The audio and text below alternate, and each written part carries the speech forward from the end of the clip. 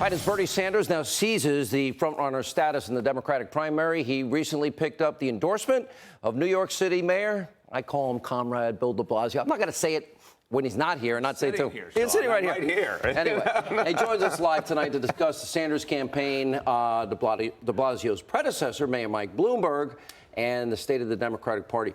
You know, I will say this. You spent a lot of time with us the last time, and people did say that at least he had the guts to come on. Good for you, and I mean that. Let me start with Bloomberg. I want to play for these comments.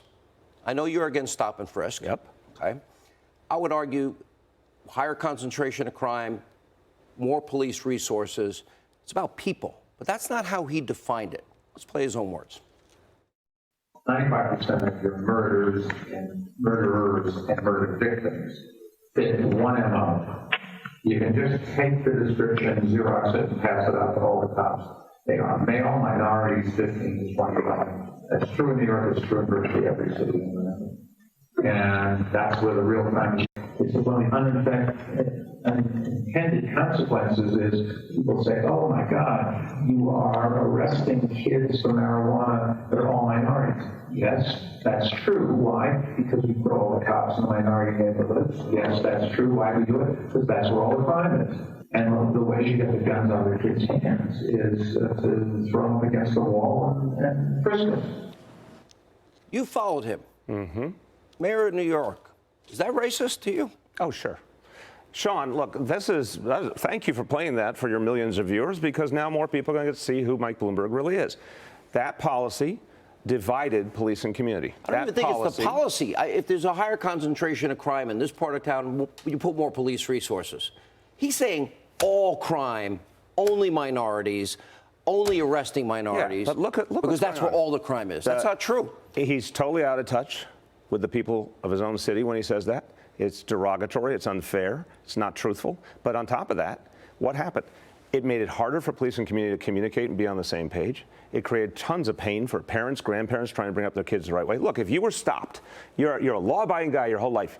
You're a young person, you're stopped, you're frisked over and over and over again. No, he said throw them up against the wall. Imagine what that does to someone. It's called police brutality. Well, look, what it does is it takes away any sense of self-esteem, self-confidence. So here's what happened. People came to him, clergy, elected officials. People said, please, this isn't working, it's hurting us. He disdained them. He dismissed them. Michael Goodwin said a 700% increase in stop and frisk, which is the opposite of what he said last night. Let me play this comment now. Wait, there's one coda. Yeah. So we ended that policy, and for 6 years in a row, crime has gone down. Relationships between police and community got better. We added 2,000 officers on patrol. You need to protect our cops better. I'd get every one of those videos. You need to arrest every one of those people. And we do. Did you get them all? We've gotten pretty much all of them, seriously. But but listen to the punchline. He said, Bloomberg said, oh, if you don't do stop and frisk, you won't be safe. We got rid of it. We got safer. The NYPD's done an extraordinary job and is now able to have that respectful, positive relationship with the community. Let me play. Now, everyone has a health care plan. You know, Bloomberg has his own plan. Basically, a death penalty. You've outlived your usefulness, your expected age you're going to live to, life expectancy. Go home and die. That's his policy. Listen to this. At the rate we're going, healthcare is going to bankrupt us. So not only do we have a problem, it's going to bankrupt us. And we've got to sit here and say which things we're going to do and which things we're not. Nobody wants to do that. You know, you show up with prostate cancer and you're 95 years old. We should say, go and enjoy, have a nice meal, lead a long life. There's no cure, and you can't do anything. If you're a young person, we should do something about it. Society's not willing to do that yet. Go home and die? Sean, that's what we call bedside manner right there. Oh, jeez. No, but look at this, and you saw it in the two debates. This guy has no common touch, no connection to people. Look, one of the things you and I have talked about, you've got millions of viewers who are working Americans, everyday people, and I'm here with you because I want to talk to them too. We should all be talking to each other.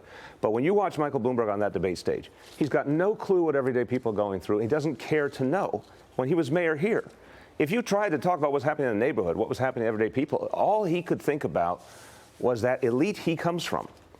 And it comes through here. How do you talk about health care? We've got lots of people, tens of millions of people who need health care. How do we work together to get it to them the right way? Not, how do we plan your funeral?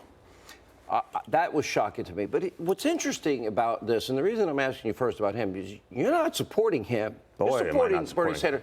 I will say this about Sanders, and over the years, you need to tell him to come back on the show. He's ducking me.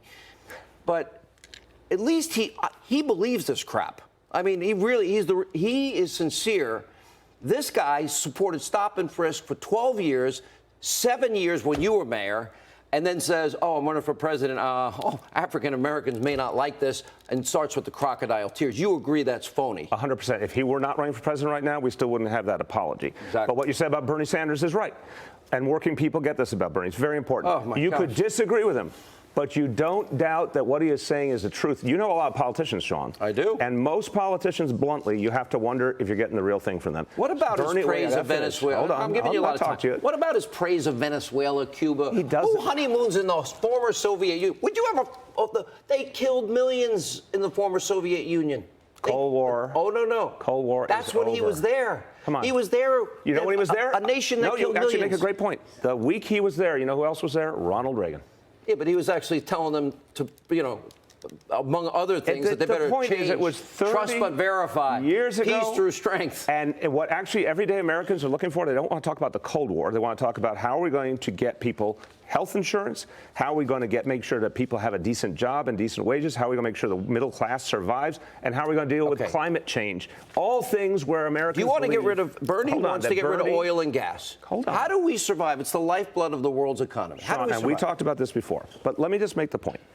Bernie Sanders believes in what he's talking about. I agree with that. He gives you an incredibly clear picture of where he wants to go. By the way, that is what great leaders do. I think you have a feeling for Ronald Reagan. Ronald Reagan, you actually knew where he wanted to go. You know it with Bernie Sanders. He is about working people. The elites are not about working people. He is. Here's the problem. He's going to tax people by his own admission that make $29,000 or more. They're going to get slapped with a 4% tax increase to pay for Medicare for all.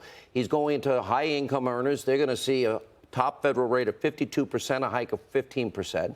Capital gains he's going to raise. He wants a wealth tax. The death tax, 77%. Oh, okay, New York gets another, 10%. I think your city gets 3%. The federal government, that means you tax people, they pay their taxes, then you take another bite at the apple with the wealth tax if you were dumb enough to save money, and then when you die, you got to give 90% of your wealth?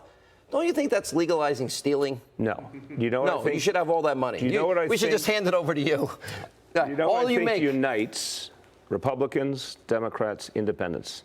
Two things. One, too much money in politics. They'd all like to see the big money out of politics. Two, they all think the wealthy are not paying their fair share in taxes. No one doubts that Bernie Sanders is going to work to make it a more fair You got to give me a equation. straight answer. How much of every dollar, after you pay state, local, federal, sales, property taxes, should everybody be allowed to keep?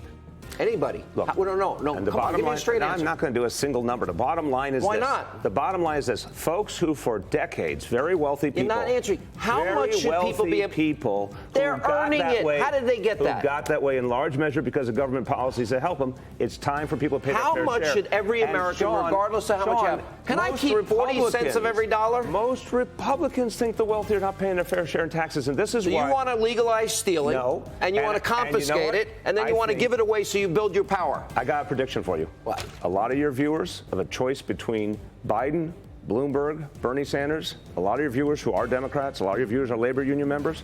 They're going with Bernie Sanders. And Trump's going to win. Good to And see you, Bernie Mr. Sanders Mayor. is going to win. We agree. Bernie Sanders is going to win. We heard can it now first. project Donald J. Trump reelected the 45th president of the United States. We'll invite you to Bernie's inauguration. Oh, I can hardly. Oh, Okay. great. I'm I sure think he you wants should be me there. there. He won't even come on. Live Tell him to coverage. come on my show, will you? Happily. You're going to tell him? Of course. All right. Thank you. Thank you for coming in.